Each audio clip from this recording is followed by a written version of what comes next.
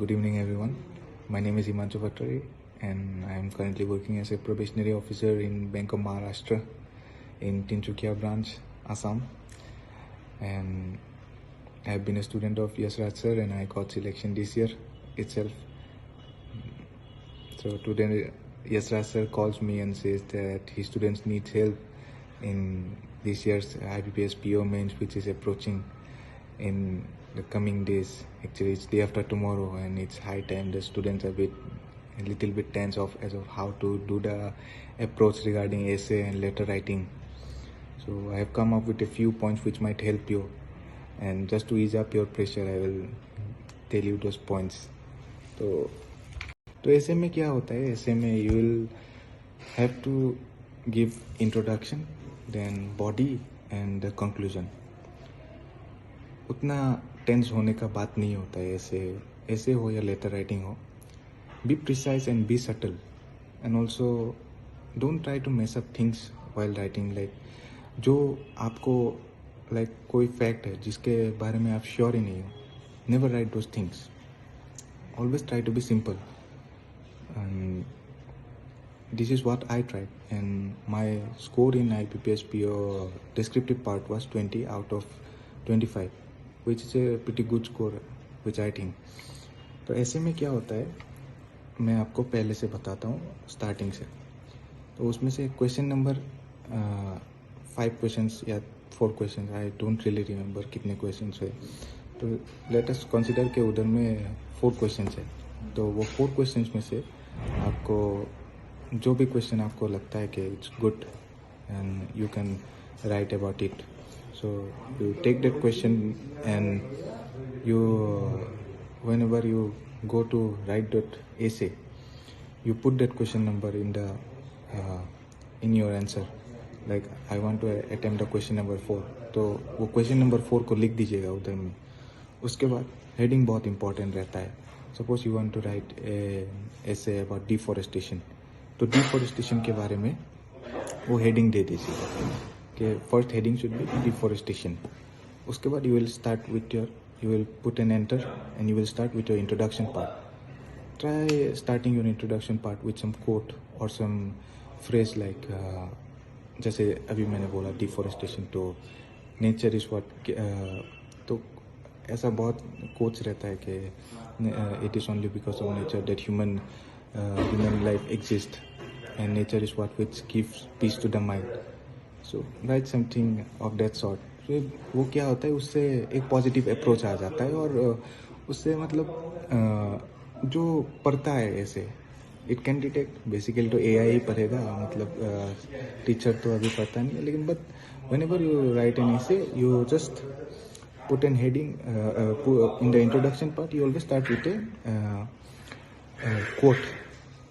तो इंट्रोडक्शन को शॉर्ट ही रखिएगा, उसमें ज़्यादा लिखने की ज़रूरत नहीं है. जस्ट आइडिया दे दीजिए वो आपको क्या एक्सप्रेस करना है आपके ऐसे में. ऐसे is basically an expression of your thoughts which I would say. उसके बाद आता है आपका बॉडी. बॉडी बहुत इंपॉर्टेंट पार्ट रहता है. तो इंट्रोडक्शन के बाद जब ख़त्म होता है, इंट्रोडक्शन के बाद एंटर कीजिएगा, फिर आपका नेक्स्ट पैराग्राफ स्टार्ट होता है, जो होता है आपका बॉडी. तो बॉडी में जो मेन पॉइंट्स होते हैं, जैसे डिफॉरेस्टेशन, अभी हम डिफॉरेस्टेशन का टॉपिक ले रहे हैं, तो मैं डिफॉरेस्टेशन के बारे में ही आपको बोल रहा हूँ.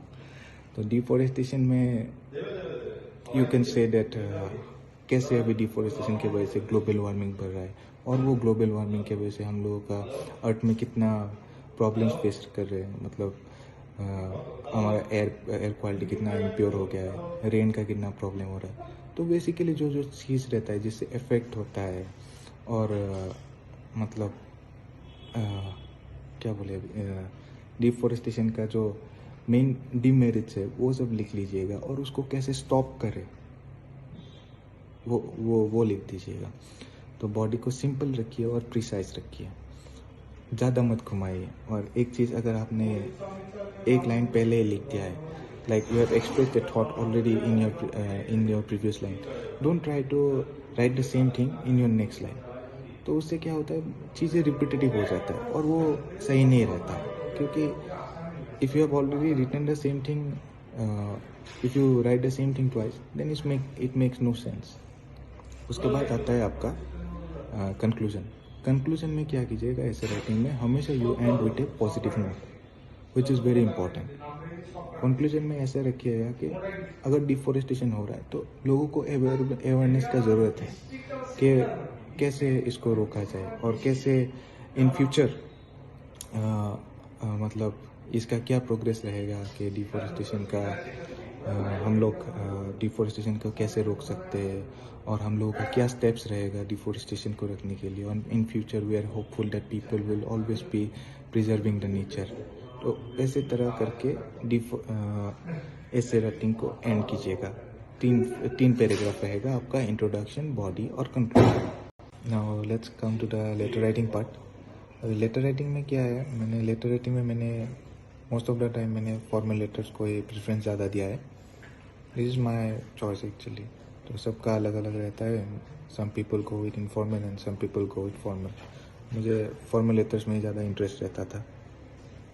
तो फॉर्मल लेटर्स में मुझे याद है मैंने लेटर टू द एडिटर लिखा था. और वैसे ही ऑप्शन रहेगा आपका, 3-4 क्वेश्चन आएगा. उसमें से एक रहेगा लेटर टू द एडिटर, एक रहेगा maybe letter to the branch manager asking some kind of a loan, और एक इनफॉर्मल लेटर रहेगा. तो मेरा हमेशा चॉइस फॉर्मल लेटर ही रहता था और मैं लेटर टू द एडिटर में ज़्यादा प्रीफर करता था. तो फॉर्मेट तो आप सबको मालूम ही होगा, लेकिन लेटर्स में क्या होता है, आपको कॉमा, ये फुल स्टॉप, ये सब का ध्यान बहुत रखना पड़ता है. तो वो देख लीजिएगा आप लोग कि कौन से फॉर्मेट में कैसे तरीके से लिखना है. और जब भी लेटर या ऐसे जब भी लिखते हैं आप लोग, एक बार नोटपैड में लिखिएगा. जब प्रैक्टिस करते हैं, प्रैक्टिस करने के बाद वो ग्रामरली बोल के एक सॉफ्टवेयर आता है, वो सॉफ्टवेयर अपने पीसी पे इंस्टॉल कर लीजिएगा. वो और जो आप लिखते हैं वो एक बार ग्रामरली पे जाके पेस्ट कर लीजिएगा और उस हिसाब से देखिएगा कितना मिस्टेक्स आता है. और ग्रामरली पे वो स्कोरिंग्स भी आता है. तो वो फ्री ऑफ यूज ही है. Since your exam is day after tomorrow, तो it will be kind of help and also and motivation for you कि आप पहले ही अगर आपको मालूम चल रहा है कि I am making mistakes here, तो फ्यूचर के लिए आप लोग रेडी रहेंगे. और ये आपको कॉन्फिडेंस भी देता है उस टाइम पे. और ज़्यादा पैनिक मत कीजिएगा कि इतना, सपोज़, हाँ, ये एक बहुत इंपॉर्टेंट पॉइंट है कि सपोज़ लेटर में या ऐसे में लिखा होता है कि 200 वर्ड्स में लिखना है. तो ऐसा बात नहीं है कि आपको 200 से पूरा एग्जैक्ट 200 होना होता है. नहीं, ये ऐसा कोई हार्ड एंड फास्ट रूल नहीं है. आपका 180 वर्ड्स भी हो सकता है, लेकिन आपका जो थॉट प्रोसेस है, जो आप लिख के बयां करना चाहते हैं, मतलब whatever you want to express, that should be exactly written in that essay और इन दैट लेटर. तो जो आपको मैसेज कन्वे करना है वो इम्पोर्टेंट है. तो वर्ड काउंट उतना भी मैटर नहीं करता है. 10-20 का अगर डिफरेंस होता है तो ज़्यादा भी होता है, कम भी होता है, तो उतना it doesn't make much of A difference. तो वही है, ग्रामरली यूज़ करता रहेगा, यूज़ कीजिएगा.